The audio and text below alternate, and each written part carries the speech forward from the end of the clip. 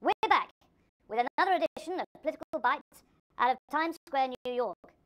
Again, what we're trying to do with this web show is to start a dialogue on the most important issues facing both the Middle East and the United States, and each week bring young people together to discuss the issues facing them and their views of the political stories and how they're being covered that week. We'll also be talking to leading commentators from both the Arab world and the United States, as well as Middle Eastern and American journalists, change makers and activists, bringing the discussion online and together. We're also going to meet with leading newsmakers too, and at the United Nations, get some fantastic access to the world's leaders, diplomats and politicians, and I hope from time to time to be able to give you an inside glimpse on what they're thinking and what they're doing. This week we have Margaret Beckett, the United Kingdom's Foreign Secretary, and the Syrian Ambassador, Dr Bashir Jafari. Also, thanks for all the feedback we've been getting on the new YouTube Al Jazeera channel. This from Sinchi. I saw the first episode of Political Bytes. It's a fantastic and very good idea. And from Africa Global, online global discussion like this displays a real desire to open the dialogue and resolve our differences in peace. It's also an intelligent way to address the real issues and identify the true goals of powerful nations in engaging themselves in conflicts. So please keep those comments coming, and I hope you enjoy these interviews.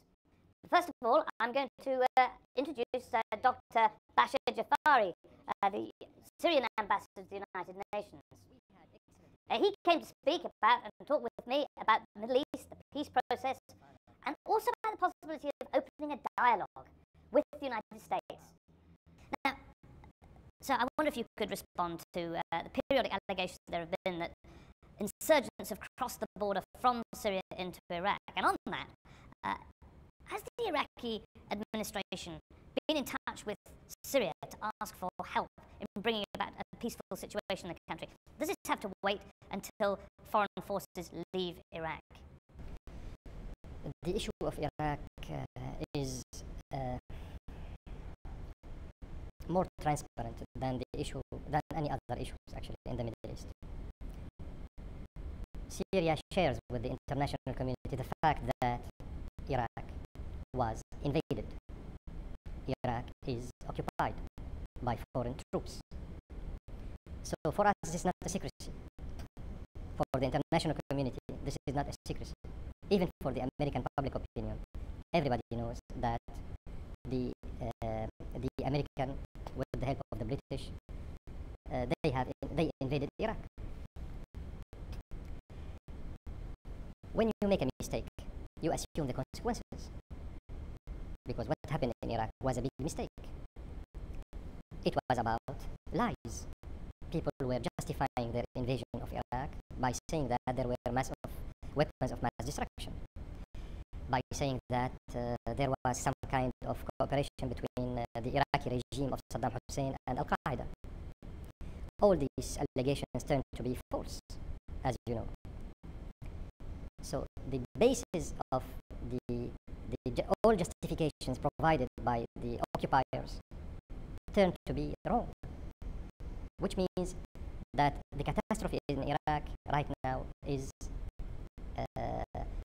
more than a catastrophe, because it's about lying, it's about falsifying history, and it's about insisting on continuing the same mistakes. So this is very bad, this is very wrong in diplomacy. What could Syria do to ease this tension and to help the occupiers get out of Iraq with the least possible damages?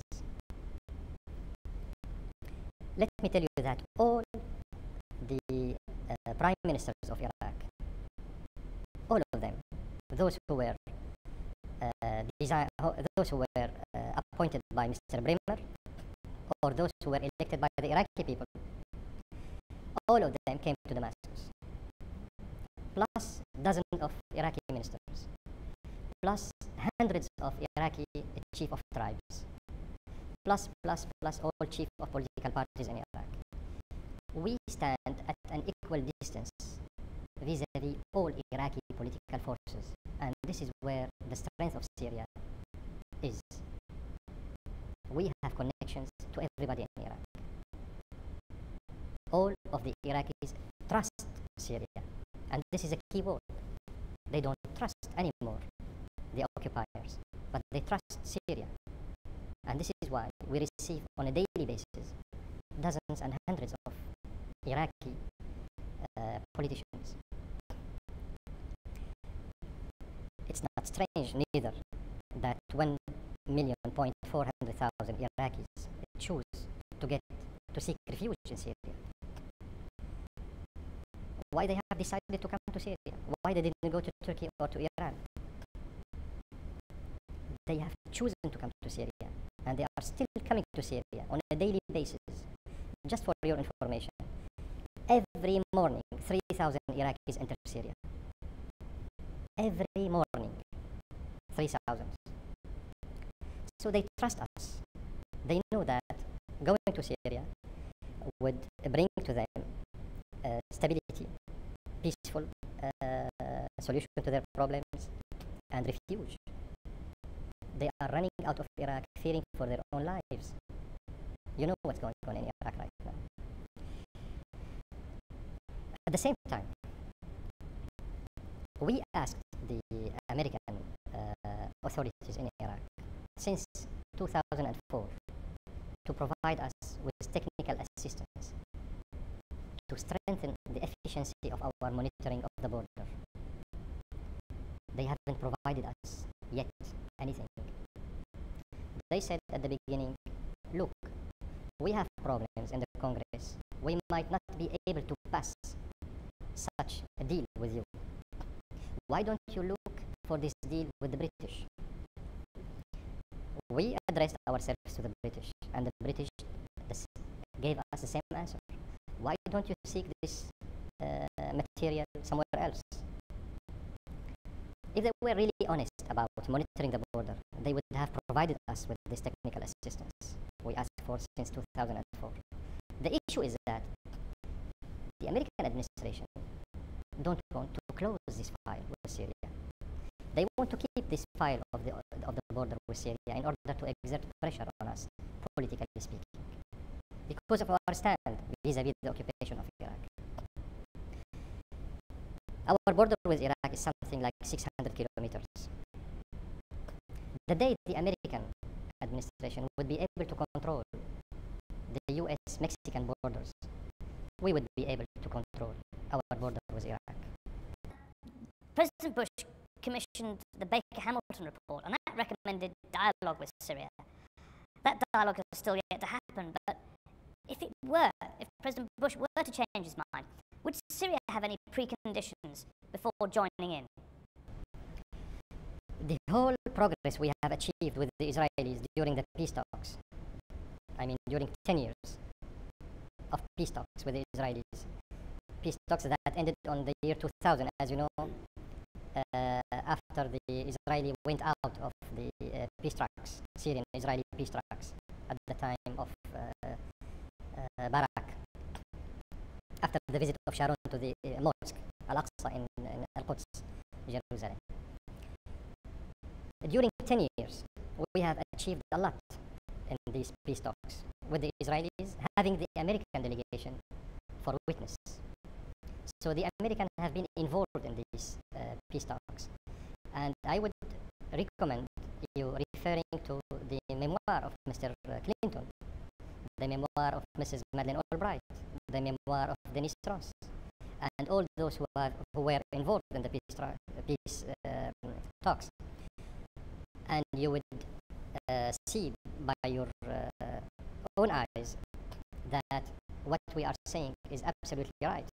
They all recognized in their memoirs that the Syrians were genuine, fair, and honest in their attempt to achieve peace with the Israelis. We are still open to this idea, to this, because peace for us is a strategic option. It is a strategic approach. Of course, we will not wait for eternity until the Israelis get convinced that they should re-engage in peace talks with us in order to restitute the Golan to Syria. We are giving enough time to the diplomacy, and we are hopeful that thanks to this diplomacy, with the engagement of all those who have goodwill towards the peace talks, we might achieve something positive after all. But of course, the agenda is not an open-ended. That was the Syrian ambassador. Also, I met recently with Margaret Beckett, the United Kingdom's Foreign Secretary. She had come to the United Nations to make a forceful clarion call for global action on global warming. And this is what she had to say. I wanted to begin by asking you, you made a very powerful intervention today at the Security Council. Also, you spoke to journalists at the United Nations for a stakeout afterwards, and you drew a connection between global warming and conflict. Is there a way you can actually look at somewhere like Darfur, for instance, and say that global warming has helped influence the civil war in Sudan and Darfur? Yes, I think they do in two ways. First, that as I understand it, part of what has happened, which was the forerunner of the conflict in Darfur and in Sudan, is shifting patterns of grazing, shifting patterns of rainfall, of water supply and so on, which led people to move, and people moving is what created the pressure that then has resulted in conflict and violence. That's a common pattern. It's what's happened in human relationships all across the globe and throughout human history. But climate change will make all of those pressures worse, substantially worse, and mean that everywhere we'll see changes of some kind, which in most cases will be to their disadvantage. So we could see that kind of pressure, which on a small scale comparatively has helped to feed conflict in Darfur. We could see that very widely across the world. And the international community has not done as well dealing with Darfur as most of us would like to see. So why has this issue been brought before the United Nations Security Council? We proposed that it should go onto the agenda of the Security Council because conflict over water, changing patterns of food production, changing patterns of land use, these are the things that have caused wars and conflict throughout human history and indeed prehistory. We look around the planet, we see abandoned cities, abandoned civilizations. That kind of impact is likely to be happening everywhere across the globe simultaneously. If that doesn't stimulate conflict, it will be a miracle. And that's why we have to work to adapt to some of the worst of the impacts that it's too late to prevent, and to try to prevent still worse impacts if we can. It's classically, it is, to my mind, the greatest single threat to peace and security that the world perhaps has ever faced. Now, Foreign Secretary, you mentioned the Seddon report. For the benefit of those elsewhere in the world who don't know anything about the Seddon report, could you tell us what it was all about, who actually was behind it, and essentially what it recommends? We asked the former chief economist at the World Bank, Sir Nick Stern, who also has huge experience of development and who, for example, has an enduring relationship with a small part of India that's been going on for 30 years. So he's very much, he's a skilled economist, he's a World Bank economist former. He's also somebody who has great belief in and great service in development. And we asked him to look at the economic impact of climate change. And his basic judgment was that it is likely to be as big as both of the last world wars, the Great Depression, that it could have a massive impact on the global economy, and that is the cost of not tackling climate change. Against that, he also tried to assess what would be the cost, because there would be upfront costs of beginning to try and tackle it, beginning to try and reduce our impact on the planet and its resources. And he says, yes, there will be some cost, but it pales into insignificance beside the cost and the damage to the global economy of not tackling climate change. So there's a lot more detail to it, but those are his main conclusions, and they're conclusions which have won enormous respect everywhere in the world that he's spoken. But in all of this, and the fact that you came here and many other leaders too, what can the UN Security Council actually do? Well, what we hope is that it will continue to be seen as a security issue, as well as, I mean, there are other bodies which do the detailed negotiations, and that's right and proper, and that will continue to be so. But bringing it together as an issue that should be at the very forefront of the minds of politicians and governments and of business people in the private sector who can do so much to help the politicians tackle these issues in just the same way that they helped to tackle the problems of the ozone layer when we identified that about 20 years ago. We need to bring all of these people and all of these players together, and we need it to be on the agenda, a mainstream political issue, not something that you leave to ministers of the environment, though they will do much of the detail. And I'm very encouraged by the fact that we, having proposed that this should be on the agenda today, more than 50, perhaps 55 or more countries have actually asked to speak in this debate, which shows that they too think it's an issue of security. They too think it's vitally important. And so I'm really very pleased that we have established that kind of record today. Now, Foreign Secretary, you're here in the United States, and traditionally the United States hasn't taken global warming, climate change that seriously. Do you see any evidence, and in speaking to people here, that things are actually beginning to change? Yes, there's no doubt that there is a changing attitude in the United States, and that it's coming from the ground up. If we look in different states, California is only one example. If we look here on the East Coast, states here and with states in Canada have set up their own trading system like the one that we have in the European Union as a way of helping to bring the market to bear to help to tackle some of these problems. So a lot is changing here. And indeed, 2 years ago at Gleneagles, President Bush signed up to an agreement to take forward discussions on climate change of a kind that even a month or so before, very few people would have believed that he would accept and would agree to. So we are seeing moves here as we are across the world. And that's right and proper because it's an issue from which no country will be immune. Thank you very much. Thank you. Please let us know your views on the discussion and what you'd like to be part of, and email them to politicalbytes@yahoo.com.